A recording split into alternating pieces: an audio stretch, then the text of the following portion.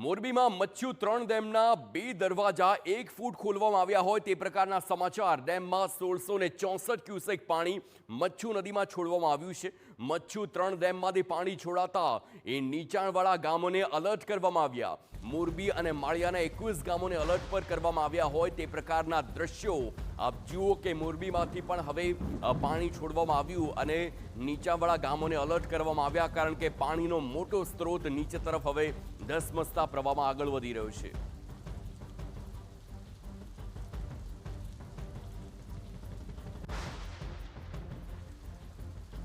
આવકના કારણે ડેમ હાલ તેના રૂલ લેવલે ભરાઈ જવા 27ના લેવલે ભરાઈ જવાના કારણે દરવાજા ખોલવાની પરિસ્થિતિ ઉત્પન્ન થઈ છે અને હાલ 2 દરવાજા 1-1 ફૂટ જેવા ખોલવામાં આવેલ છે 6 વાગ્યાના સમયે।